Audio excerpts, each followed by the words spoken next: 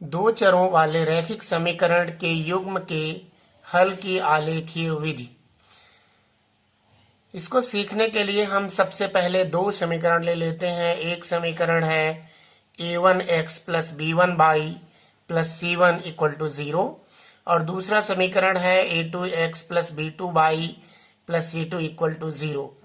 यदि हम इसे हल करने के उपरांत आलेख खींचते हैं तो पहले समीकरण का आलेख और दूसरे समीकरण का जो आलेख है, रेखाखंड है, दोनों एक दूसरे को किसी एक निश्चित बिंदु पर प्रतिच्छेद करती हैं। उस स्थिति में दो चर वाले रैखिक समीकरणों का संगत हल होता है, यानी कि कंसिस्टेंट सॉल्यूशन उस स्थिति में होता है।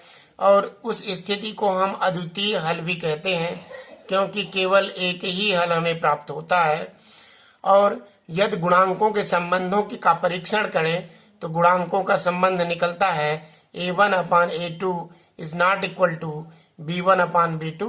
अगर ऐसी स्थिति गुणांकों में प्राप्त होती है उस समय प्रतिच्छेदी हल प्राप्त होता है, उसे हम संगत भी कह सकते हैं और अद्वितीय हल भी होगा ऐसी स्थिति में। अब दूसरी स्थिति में चलते हैं। यदि हम समीकरणों का आलेखीय हल करने के उपरांत आलेख खींचें तो यदि दोनों रेखाएं परस्पर एक दूसरे से समान दूरी बनाए हुए जाएं और एक दूसरे को कहीं न प्रतिच्छेद करें, सीधे समान दूरी पर चलती जाएं, तो ऐसी रेखाएं समांतर रहती हैं और समांतर रेखाएं प्राप्त होंगी ऐसे हल में। और कोई भी हल नहीं होगा, क्योंकि ये दोनों एक दूसरे को मीट ही नहीं करेंगे, कहीं पर मिलेंगी ही नहीं, प्रतिच्छेद ही नहीं करेंगी, तो कोई उभयनिष्ठ उत्तर दोनों के लिए हो ही नहीं सकता। तो इसका कोई भी हल नहीं होगा और ऐसी स्थिति को हम असंगत हल भी कहते हैं, यानी इनकंसिस्टेंट सॉल्यूशन है ये। और ऐसी स्थिति में गुणांकों का जो संबंध है, जैसे समीकरण है, इन समीकरणों के गुणांकों का जो संबंध है वो अनुपातिक संबंध a1 अपान a2 बराबर b1 अपान b2 बराबर नहीं c1 अपान c2 होता है। अगर अनुपातिक संबंधों का परीक्षण कर लें और इस टाइप का अनुपातिक संबंध प्राप्त हो कि a1 upon a2 is equal to b1 upon b2 is not equal to c1 upon c2, तो ऐसी स्थिति में हल जो होता है वो असंगत होता है। समांतर रेखाएं ग्राफ खींचने पर प्राप्त होती हैं और इसका कोई भी अद्वितीय हल नहीं होता और कोई भी हल इसका प्राप्त नहीं होता। और तीसरी स्थिति में हम चलते हैं तो तीसरी स्थिति में क्या है, यदि हम ग्राफ खींचें और ग्राफ खींचने के दौरान एक ही दूसरे पर एक ग्राफ खींचें और उसी पर दूसरी भी लाइन ग्राफ की आ जाए, यानी एक दूसरे पर ओवरलैप हो जाए, तो ऐसी स्थिति को हम संपाती रेखाएं कहते हैं। और संपाती रेखाओं की स्थिति में जब इस प्रकार का मान होता है तो गुणांकों का जो संबंध होता है, इन समीकरणों के गुणांकों का संबंध वो इस प्रकार होता है a1 upon a2 equal to b1 upon b2 equal to c1 upon c2। इस टाइप का हल प्राप्त हो जाता है। और ऐसी स्थिति जब प्राप्त हो गुणांकों के बीच तो आलेख खींचने पर संपाती रेखाएं प्राप्त होती हैं और अनेक या अपरिमित हल होते हैं ऐसी स्थिति में हल करने पर। और इस प्रकार के हल को संगत हल ही कहते हैं, क्योंकि जैसे अद्वितीय में एक जगह मिली तो संगत था, उसी प्रकार इसमें हर बिंदु मिलेंगे, ये भी संगत होगा और यह आश्रित हल होगा। और ऐसी स्थिति में x का मान y के मान पर ही स्थिर रहता है और y के मान पर x का मान स्थिर रहता है, यानी इस प्रकार के हल आश्रित हल होते हैं। प्रश्नावली 3.2 में आज हम प्रश्न क्रमांक 1 को देखेंगे। प्रश्न क्रमांक 1 में है, निम्न समस्याओं में रैखिक समीकरण के युग्म बनाइए और उनके ग्राफीय विधि से हल ज्ञात कीजिए। पहला प्रश्न है, कक्षा 10 के 10 विद्यार्थियों, कक्षा 10 के कितने विद्यार्थी? 10 विद्यार्थियों ने एक गणित की पहेली प्रतियोगिता में भाग लिया। यदि लड़कियों की संख्या लड़कों की संख्या से 4 अधिक हो तो प्रतियोगिता में भाग लिए लड़कों और लड़कियों की संख्या ज्ञात कीजिए। यहाँ पर एक महत्वपूर्ण बात हमें दिख रही है कि कक्षा में कुल कितने विद्यार्थी हैं? 10। पहली शर्त है। कक्षा में कुल कितने विद्यार्थी हैं? 10। यह पहली शर्त है। और दूसरी शर्त क्या है? लड़कियों की संख्या लड़कों की संख्या से 4 अधिक हो। ये दूसरी शर्त है। लड़कियों की संख्या लड़कों की संख्या से 4 अधिक हो, ये दूसरी शर्त है। इन दोनों शर्तों से हम समीकरण का निर्माण करेंगे। पहले प्रश्न के पहले प्रश्न में कक्षा 10वीं के विद्यार्थियों की संख्या की बात उसमें की जा रही है। कक्षा 10वीं के में कुल कितने विद्यार्थी उसमें बताए गए हैं? 10। यानी लड़के और लड़कियों की कुल संख्या कितनी है? 10। तो यहां पर लिखेंगे माना लड़कियों की कुल संख्या बराबर x,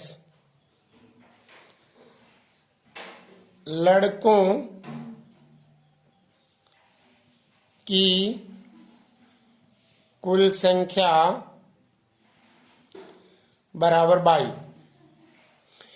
पहला कथन है इसमें कक्षा में कुल कितने विद्यार्थी हैं? 10। तो यहां लिखेंगे पहली शर्त से, पहली शर्त क्या है? कक्षा में कुल कितने विद्यार्थी हैं? कक्षा में कुल 10 विद्यार्थी हैं। इसलिए लड़कों की संख्या और लड़कियों की संख्या का यदि योग किया जाए तो कुल 10 आएगा, क्योंकि विद्यार्थियों की संख्या ही 10 है। तो यहाँ पर लिखेंगे लड़कों की संख्या प्लस लड़कियों की संख्या बराबर 10, यानी x प्लस y बराबर 10। यह समीकरण 1 बना आपका। अब हम दूसरी शर्त में जाते हैं। दूसरी शर्त से, अब दूसरी शर्त में क्या है? लड़कियों की संख्या लड़कों की संख्या से 4 अधिक है। यानी लड़कियों की संख्या में लड़कों की संख्या घटा दी जाए तो 4 निकलेगा, जितना अधिक है। तो लड़कियों की संख्या लड़कों की संख्या से कितनी अधिक है? 4 अधिक है। तो लड़कियों की संख्या में हम लड़कों की संख्या को घटा दे रहे हैं, माइनस कर दे रहे हैं। तो जितनी अधिक है वो प्राप्त हो जाएंगी। तो 4 अधिक है तो 4 प्राप्त हो जाएगा। ये हो जाएगा हमारा समीकरण 2। अब इन दोनों समीकरणों को हम आलेखी विधि से हल करने का प्रयास कर रहे हैं। यहां पर लेते हैं समीकरण 1 से, समीकरण 1 से समीकरण लिखेंगे और समीकरण 1 को नोट कर लेंगे। समीकरण 1 क्या है हमारा? x प्लस वाई बराबर 10। नोट कर लिया हमने। अब x का पक्षांतरण कर दे रहे हैं और y को बाएं पक्ष में रख रहे हैं। तो y बराबर क्या बनेगा? 10 माइनस x। y बराबर क्या बनेगा? 10 माइनस x। इसको हम समीकरण 3 नाम से जानते हैं। समीकरण 3 इसका नाम रख देते हैं। अब ग्राफ हेतु सारणी बनाएंगे। समीकरण 1 के ग्राफ हेतु सारणी का निर्माण करेंगे। क्योंकि यह क्लिष्ट समीकरण नहीं है, इसलिए मौखिक हल करके हम लोग ग्राफ हेतु सारणी बना लेते हैं।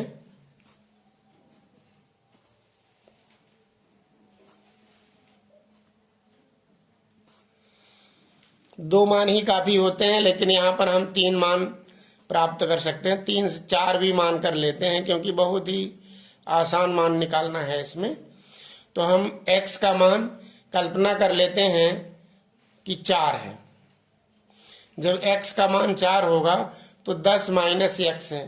तो x की जगह पर यदि 4 रख दें तो क्या हो जाएगा? 10 माइनस 4। तो 10 में 4 घटाएंगे तो कितना आएगा? 6 4 10 होता है, 6 लिख देंगे।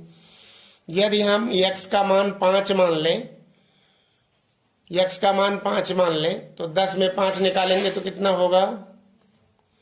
5।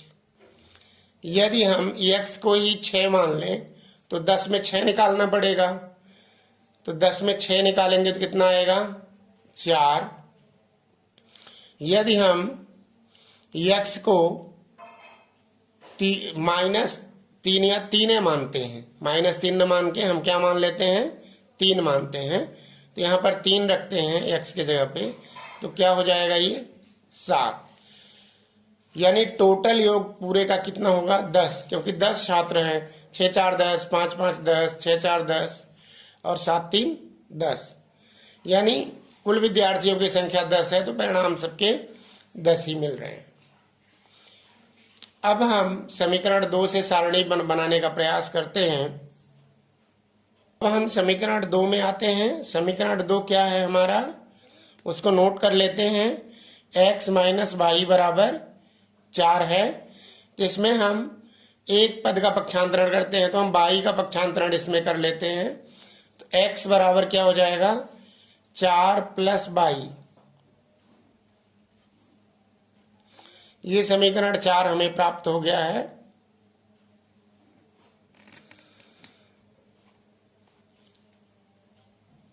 अब हम समीकरण 4 में मान रख के सारणी बनाते हैं, तो यहां लिखेंगे समीकरण 2 के ग्राफ हेतु सारणी। समीकरण 2 के ग्राफ हेतु सारणी बनाएंगे। यहाँ पर 3 मान ले, 2 मान ले, 2 से भी काम चलता है, 3 से भी, और जितने आपकी इच्छा हो, पर सरलतम मान मानने चाहिए, संख्या कम करके मानना चाहिए और पूर्णांक में मानने का प्रयास करना चाहिए कि पूर्णांक में मान आए तो ज़्यादा सटीक आंसर होता है। यहाँ पर समीकरण 2 के ग्राफ के लिए अब समीकरण 4 से हम प्रयास करते हैं। तो यदि हम y का कुछ मान माने अपने से, जैसे y का मान हमने यहाँ ले लिया -1, y का मान -1 लिया, तो x का मान क्या बनेगा 4 में 1 घटेगा, क्योंकि ये y ऋणात्मक है। 4 में 1 घटाने पर क्या निकलेगा 3। अब यहाँ पर y का मान हम ले लें 1, y का मान 1 ले लें, तो ये प्लस है, तो 4 धन y है, तो क्या हो जाएगा 4 धन 1। 4 धन 1 होगा तो कितना हो जाएगा 4 1 5। अब यदि हम y का मान क्या ले लें 0 ले लें, जब y का मान हम 0 लेंगे तो 4 धन y है, तो 4 धन 0 होगा। जब 4 धन 0 होगा तो इसका मतलब क्या हो जाएगा 4। इस तरह ग्राफ हेतु मान प्राप्त हो चुके हैं।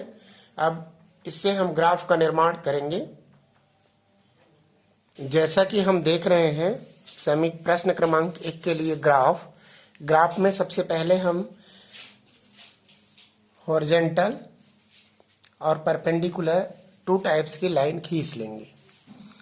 तो एक लाइन ऐसी रहेगी जो सीधी रहेगी और दूसरी लाइन कैसी रहेगी पड़ी रहेगी।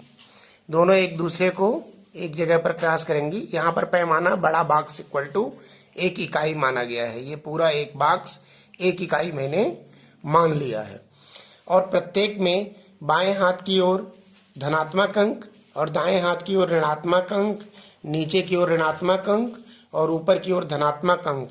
और यह बाई अक्ष है जो खड़ी रेखा है, और यह रेखा पड़ी वाली एक्स अक्ष है। अब हम प्रश्न क्रमांक 1 के समीकरण 1 से प्राप्त ग्राफ के मानों को देखते हैं। x का मान जब मुझे 4 मिला था तो y का मान क्या मिला है 6, और जब x का मान हमारे पास 5 था तो y का मान भी क्या आया 5, और जब x का मान 6 मिला तो y का मान उसमें रखने पर क्या प्राप्त हुआ था 4, और x का मान 3 रखने पर हमें क्या प्राप्त हुआ है 7।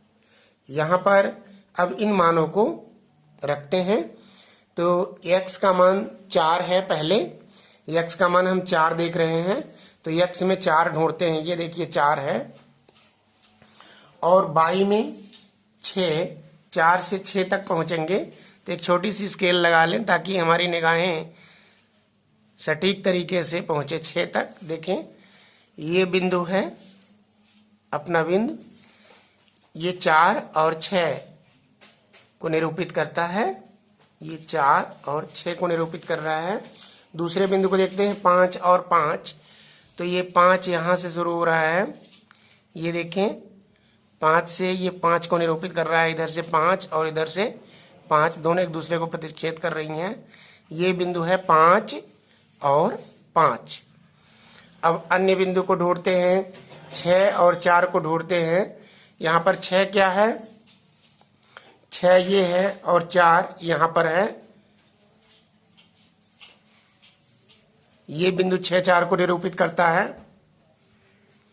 यहाँ 6 हो गया और यहाँ 4, इधर से 6 और इधर से 4।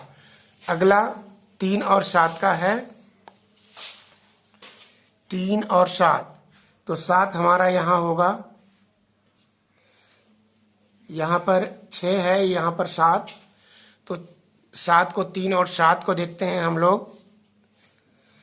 3 और 7 ये स्केल से हम यहाँ पर लगा दे रहे हैं बिंदु, ये 7 से इधर और इधर से 3, तो ये 3 और 7 को इंडिकेट कर रहा है, 3 और 7।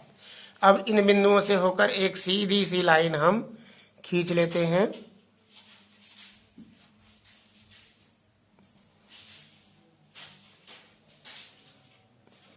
ये सीधी सी लाइन हम खींच दिए। ये समीकरण 1 के लिए आलेख है, यहाँ पर लिख देंगे x + y बराबर 10 समीकरण के लिए है।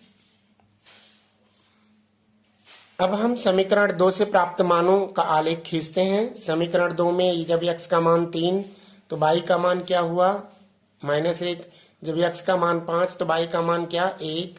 जब x का मान 4 तो y का मान कितना, 0। अब इसका आलेख करते हैं, तो x का मान क्या है, 3 और y का मान क्या है, -1।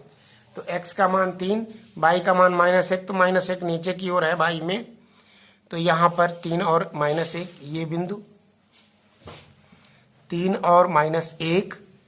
अब अगले बिंदु के लिए चलते हैं।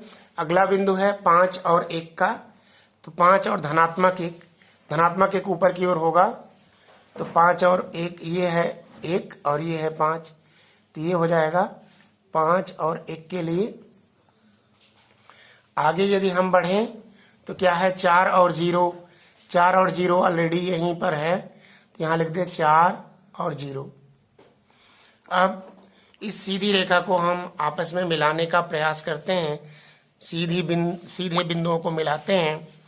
मिलाने पर क्या परिणाम प्राप्त होगा, ये देखें आप लोग। ये सीधी रेखा खींचने पर ये बिंदु कहाँ पर ये रेखाएं इंटरसेक्ट कर रही हैं एक दूसरे को, ये बिंदु है जहां पर दोनों रेखाएं एक दूसरे को इंटरसेक्ट कर रही हैं। यहाँ पर x - y बराबर 4 लिख दें, क्योंकि समीकरण 2 के लिए है ये। अब यहाँ पर हम ये देखते हैं कि दोनों रेखाएं एक दूसरे को एक निश्चित बिंदु पर एक दूसरे को प्रतिच्छेद कर रही हैं। ये बिंदु है जहां पर दिख रहा है। एक रेखा से सीधे y की ओर जाएं तो ये 3 है, और दूसरा यहाँ से x की ओर आए तो 7 है, यानी x में 7 तो y में 3। तो इसका यह अभीष्ट हल है, यहां लिखेंगे अतः x बराबर कितना, 7 और y बराबर कितना निकल रहा है, y बराबर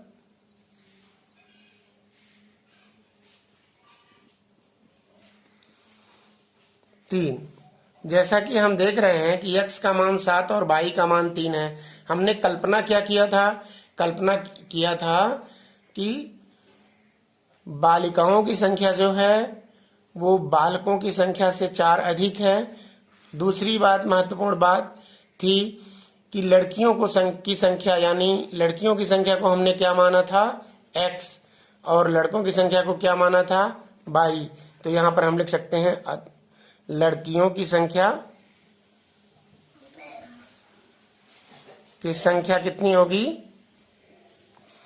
बराबर 7, और लड़कों की संख्या क्या होगी, बराबर 3।